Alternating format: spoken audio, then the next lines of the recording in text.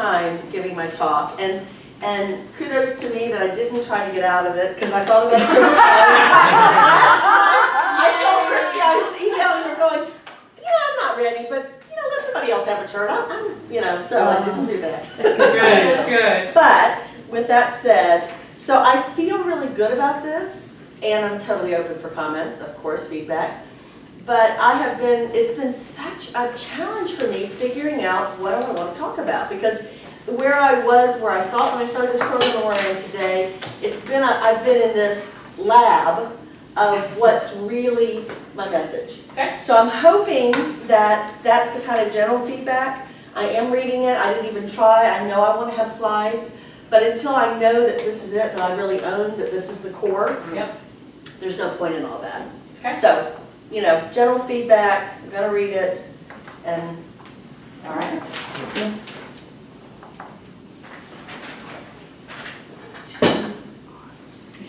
We created a wall over there, right? Like not the maze. Yeah. Sherri began a wellness journey over 25 years ago when she did a complete career about face from a sales representative in the food industry, becoming a neuromuscular therapist. In 1998, Sherri founded Wellness Resources International, whose mission is to inspire and teach others around the world about natural and simple solutions for self-care. She has impacted the health and raised the vitality of many thousands of people. Sherri's why is to empower others to live unstoppable lives. Sherri's topic today is Know Thyself, a path to having it all. Yeah.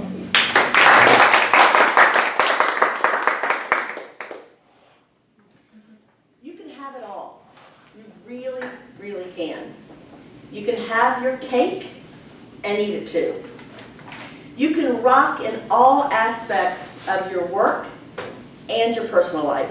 So much so that you become the target of your friends and coworkers' annoyance that you do everything so great. If it's true that you can have everything you want, and it is, what's getting in your way to having it all? It's one of two things. The first is that you haven't spent enough time discovering what makes you happy. When was the last time you made a comprehensive list of everything that makes you super, super happy? Don't you think your life would be better if you spent more time focused on what makes you happy? Life without happiness is like having all your favorite foods, but you've got a cold, and so you can't taste any of it. It's all there, but there's no enjoyment. I'm going to teach you a few of my tricks to being happier. And just so you know, people that know me tell me that I'm the happiest person they know. But it wasn't always that way. First, let's talk about the perks of being happy. In the workplace, studies show that when employees are happy, they are on average 12% more productive, and they experience 30% higher job satisfaction. Happy people are more collaborative with coworkers, they're better at problem solving, and they're generally more engaged. Overall, happy people have better relationships, are more creative, they're better able to deal with stress, and they live longer. In the working world, we take bathroom breaks, lunch breaks, and for some poor souls, cigarette breaks. Why aren't we taking happiness breaks? How might it look to you? I can see it so clearly. You have a room where you got 10 people, they're all wearing their own headsets, and they're all rocking out to their own favorite song. Maybe you got a few people playing a wild card game, and a few people working on a puzzle. In order to be happy and to have it all, you must know yourself, and you must know what makes you happy. Do you have a personal mission statement? That's a good place to start. To develop yours, ask yourself these questions. What drives you? If your life could be about only one thing, what would it be? What do you want to feel most of the time during the day? Once you discover your personal mission statement, what this is, you can't just write it down someplace and put it away and forget about it. You need to let it become a guiding post for your entire life. You need a personal mission statement that you could repeat at gunpoint. Right, like you got a gunman has got a gun to your head, right? And he asks your name and your mission statement and you got it. And then they ask, what's your husband's name? And you're like, that's okay. You want to get good at knowing what makes you happy, so much so that you get a PhD. That's Personal Happiness Director. That's right. That's an important point because it means you don't wait for other people and situations to make you happy. You are in charge. You can't be in control of everything, though damn do I try to be. But you can control what you give yourself. You get to take responsibility for your happiness. For instance, I learned at an early age, early in my marriage, that my husband was not so good at gift giving. And so when I wanted jewelry for my birthday, I got a blender. And on our first Valentine's Day, when I was so excited, I had a boyfriend, and it was Valentine's Day. And where did he take me out to dinner? Fast food. So when I got over crying in the Arby's bathroom, I made an important decision. I could take myself out for a special meal. And I could buy myself a special gift. Have you ever been on a phone conversation with someone and you were really wanting their support? You didn't get it. And you hung up the phone.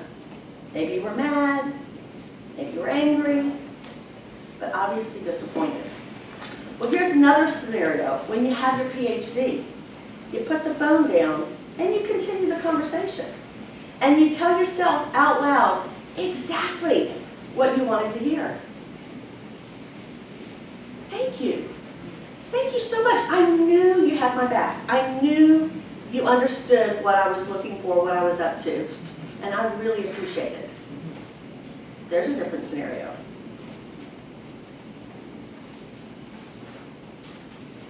How happy you feel is up to you. The second reason you may not be experiencing happiness and having it all is because you're playing the win-then game. You know, like I'll be happy, I'll feel successful when I have the promotion I've been waiting for, or when I get the perfect relationship, or when I lose 30 pounds. Does this sound familiar? I have held myself back for a very long time because I'm a wellness professional of 28 years and I'm still struggling with an eating disorder. I'm an expert in many modalities of self-care and teaching people how to reduce stress, how to deal with their unhappiness in life. I'm an expert in being a sleep expert and a hydration specialist. And yet, this has held me back. I've said to myself, who am I to talk to thousands of people about wellness if I'm not in a size 8? We make stuff up. What stories are you telling yourself that's holding you back to not having it all? Here's my epiphany. Perfect is overrated. It's never going to be the perfect time for anything. Be perfect at being imperfect. Being happy means we have to learn to be compassionate with ourselves right where we are. My definition of success is being on a path to realizing a worthy goal. I've taken the liberty to change John Legend's lyrics, All of Me. All of me loves all of me, my curves and all my edges, and all my perfect imperfections. That's my PhD talking. Now I want to take some time to share some of my favorite tools to being happy, the 3 S's. The first one, self-awareness that leads to compassionate self-talk. Self-care, the most important being sleep. And you need 7 hours of good quality sleep, no matter what else you do to take care of your health. And the last is to smile. Smile more often. Smile throughout the day. And I'm going to teach you a smile exercise that incorporates smiling with visualization and your breath.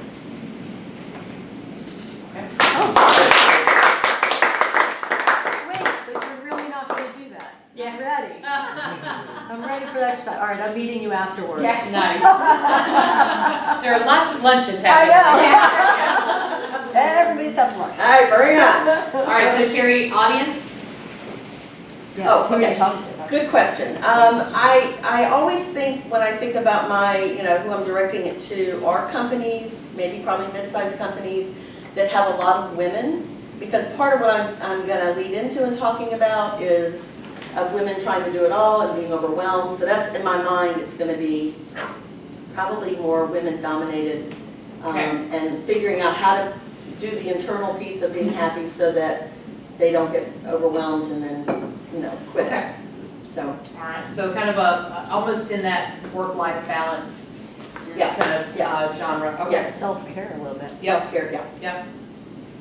I can kick it off if that's all right. So I thought you did an incredible job for feeling like you don't have this figured out yet. You have a lot of speeches in that 10 minutes. Okay. So what I just started writing down, so I was trying to write some notes and then I was like, you know what, I'm just gonna write down the themes. And so some of the themes that I heard were, what are the stories that you're telling yourself? So there's a narrative element. There's being happy or finding happiness, letting go of perfection, learning to love yourself, and finding your purpose. So those are 5 key themes. Depending on how long you're speaking to someone, those could be 5 different speeches. Okay. Now, there are going to be overlaps, and I get that they're all connected. But I think that there's some focus work that you could do there. Okay. If that makes sense. So figuring out, like, of those 5, what resonates with you most, and if you're going to take them through an exercise, what are the exercises really about? Are we going to do a workshop on finding purpose? Because then I kind of get a sense of like, okay, now I know what we're doing, and then as part of that, maybe there's a little happiness stuff in there too. Are we going to do a workshop on learning to love yourself and really kind of getting self-aware? That might be another piece of it.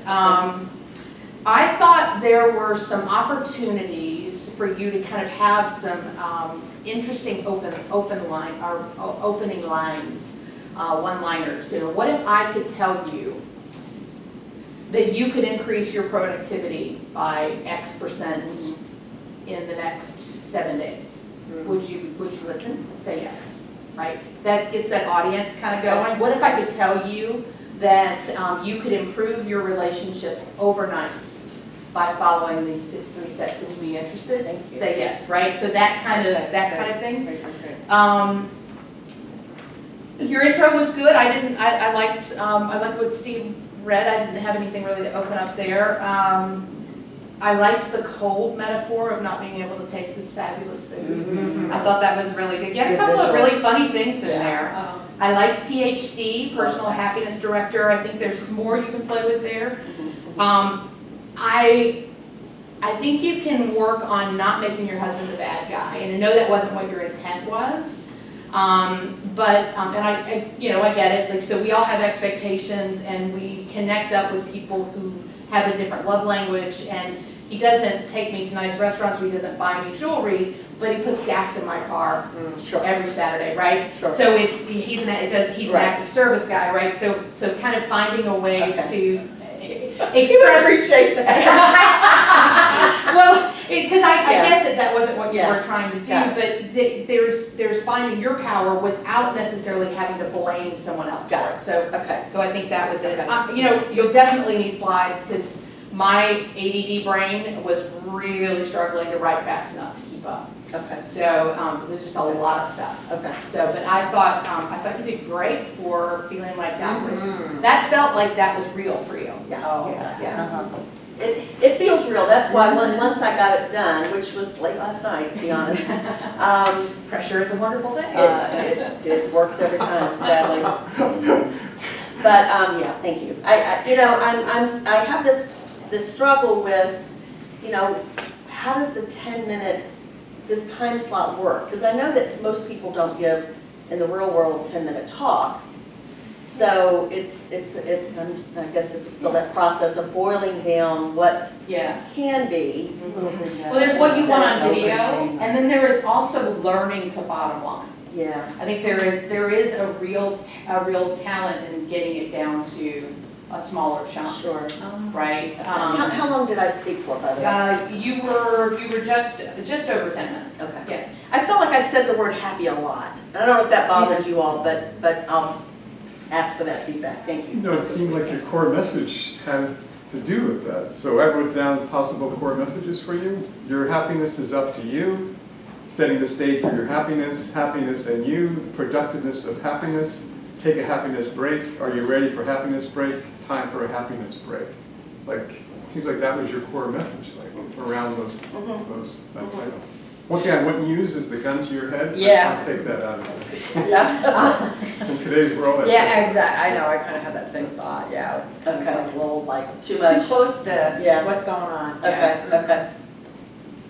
Thank you. Cool. I would say be real careful about denigrating yourself. Talking about your weight or something about your past. And I also agree with the comments regarding having, somebody as a fall guy. Sure. Because really with a subject like happiness, you want everybody to be up. You don't want to bring anybody down because then it just makes it harder to bring up, and you want your audience to relate to you. So if you start denigrating yourself in there, then they're going to start feeling that, and they're going to come down, and now you got to figure out a way to get them back up again. And your speech didn't take yourself back up there. It didn't like it was like you recovered from it. It wasn't there. So I said if you can bring yourself down, then people do like to have people who've gone through adverse times and they're rooting for you to to overcome them, and you do, and Okay. you won the race and everything. So unless you have that specifically, I wouldn't bring yourself down. Okay. Thank you. That's a good point. To begin with. And I personally would like to see you talk about what is happiness. What is how does happiness differ from joy? I'm not saying you should make that, but happiness is one of those feelings that is so different for everybody. What is happiness? And be able to address it. How do I know I'm happy? Because how I feel happy may be differently than when you feel happy. And that's something that will probably come across to some members of your audience. What do you mean I'm happy? Well, I beat you up, I'm real happy about that. But, but I'm just saying, maybe something about, just something about happiness. How do you know if you're happy? I mean, what do you empirically do you look at, or what do you feel it? Try to touch that nerve. Remember, even if it's something, and tell the audience, what gave you the greatest amount of happiness in your life? And how do you tap into that in the future? Do you ever tap into that? Try to bring them to that spot where they were really happy, where they can recall it. Oh, that's great. That's Yeah, right. yeah. Bring that feeling. Yeah, that's good. Yeah, Good peak experience, yeah. I'd like to share. I really thought you were, first of all, from when you first spoke and introduced yourself at ProPath at the beginning of the year, you've come a long way, I agree. And this is not a topic that you even discussed then. So I mean, it's all a part of that holistic approach that you're looking to take. You were so engaging when you weren't reading, and I think that will just improve when you figure out it's clear that you're a little unsure about what you're saying or what your topics. You were in several different places, but that's all gonna focus and hone in. And then I think we're gonna see the confident Sherri, who comes out very confident. And I wanted to know why I should listen to you at the beginning. I liked it when you got a little more personal. To take his notes a little further, I liked it when you got personal, but everybody has something in their lives they're struggling with, and that might be the relatability with the audience. Every one of us has something we're struggling with. What you're struggling with is different than what I'm struggling with, but at any given time, we're ebbing and flowing through life, and we have things that come up. How do we deal with those? How can we maintain our positive mental attitude? What makes us happy? And then you get into that. I really like the personal part. I'd like to see that further up in your presentation to engage me a little bit more, because I was sitting here thinking, why is she talking about happiness? What more of why am I listening to you about this? Okay. And I think, moving that personal, who I am to talk to thousands of people about wellness, about your own, and then bringing us back up to Kevin's point. How can we all do that? We all have something. And you don't have to get specific about what it is if you don't want to, depending on who your audience is. Right. But the reality is everybody has things or relationships or, whatever it might be. And yeah, Thank you. I like that. I'm excited that you're starting to focus in and hone down. Great ideas from these two about several different areas you can delve into, and maybe you cover them as sections of your longer talk, Right. or maybe you have little vignettes of talks, depending on your audience, that you can bring out, depending on what topic you want to focus on or what's most helpful to them. Right. Yeah. Thank you. Sherri, the one thing, I love some of the one-liners. I mean, be perfect at being imperfect. I mean, I love that. The personal happiness director, I love that. Yes, I would like to get a PhD on that. And then the one thing that I want to learn a bit more, because as a matter of fact, I mean, I started working with someone in developing my own personal mission statement, is what is that strong connection between happiness and knowing what your personal mission statement is? How can a personal mission statement help you or help anybody to perhaps get in a state of happiness? Because as you are pursuing that mission statement and you are aligning your life to that mission statement, maybe that is going to bring internally a sense and an awareness of happiness, because you are connected to that mission in your life. Yeah, I totally get that, and I could feel myself like that can be an essential part of my talk about being so rock solid that whatever is going on, that's what brings you back. So I didn't emphasize that enough, but I will. Thank you. That's great feedback. It's the eye of the storm. That's the metaphor that's kind of coming up for me. It's like you're the Oh, center. yeah. It's everything's calm, and all craziness is going on around you. Yeah. Life happens. Yeah, and I think that's where you're going with like the gun to the head, because my thing about the mission statement, when you came up with so much strength about the mission statement, well, first off, I'm like, Pam, I think that you being more part of the story initially, because there at the beginning I was like, and you need to do this, and you need to do that, and you need to do that. I'm like, okay, I get that. I get it all the time. This is what I should be doing. Yeah. Right? That's what I was saying. But then when you started in with your story, I'm like, aha, here we go, right? Okay. And so then, but that personal mission statement is like when you said, because it's the stressor. When you get to stress, then you know where somebody's coming from.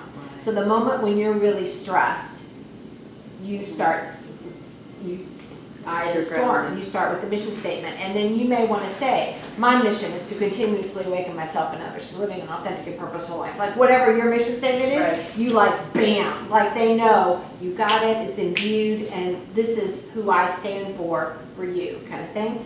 I wasn't really pleased with tricks to being happy, Okay. because happiness is a choice. There's no trick to it. It's a grounded, focused, intentional thing, right? And that's what you're saying through the Okay. whole thing, right? Thanks. Yep, and I love the PhD. Thank you. Real quick, I was here the first time you did it, and I was in ProBev too. Unbelievable Yeah. difference. Unbelievable. I mean, Yeah. positive, eye contact. I know you're reading, but you still had eye contact, smiling the whole time. And you had good examples, and I loved how you had questions in there. You put, do you have a personal mission statement? What do you want to feel? I think that stuff goes a long way. Thank you. I think it's great. Thank you, this was Yes. great, great. Good. feedback.